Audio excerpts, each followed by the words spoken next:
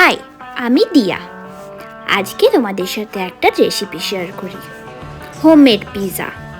প্রথমে একটা ছোট বাটিতে ইস্ট, গরম জল আর চিনি নিয়ে ভালো করে এটা গুলে রাখতে হবে কিছুক্ষণ। তারপর আমি এখানে 4 কাপ মতন ময়দা নিয়েছি। ময়দাতে সাদা তেল আর কিছুটা গরম জল নিয়ে ভালো করে ময়দাটাকে মেখে নিতে হবে। ময়দাটা মাখা হয়ে গেলে ওপর থেকে সাদা তেল দিয়ে ময়দাটা কিছুক্ষণ ঢেকে রেখে দিতে হবে, যাতে ময়দাটা খুব সুন্দরভাবে ফুলে ওঠে।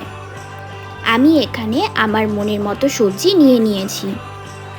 দেখো, কিছুক্ষণ পরে কি সুন্দর ময়দাটা নরম হয়ে গেছে আর ফুলেও উঠেছে। তারপর সাদা তেল নিয়ে একটা প্লেটের মধ্যে ভালো করে মাখিয়ে লেচি কেটে প্লেটের সাইজের ময়দাটাকে করে নিতে হবে। তারপর কাঁটা চামচ দিয়ে এরকম ফুটো ফুটো করে নিতে হবে, যাতে ময়দাটা ভালোভাবে সিদ্ধ হয়ে যায়। আমি এখানে ব্যবহার করেছি পিৎজা পাস্তা সস। তারপর ওপর থেকে আমুলের চিজ আর পছন্দ মতো সবজি দিয়ে ভালোভাবে পিৎজাটাকে সাজিয়ে নিতে হবে। পিৎজাটা সাজিয়ে নেওয়া কমপ্লিট হয়ে গেলে যাদের মাইক্রো ওভেন আছে তারা মাইক্রো ওভেনে এটাকে বেক করতে পারে।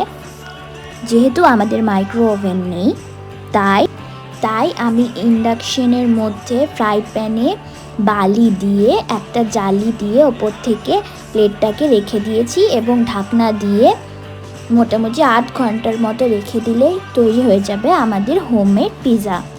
দেখো কত সুন্দরভাবে পিৎজাটা ফুলে উঠেছে আর সবজিগুলো সিদ্ধ হয়ে গেছে।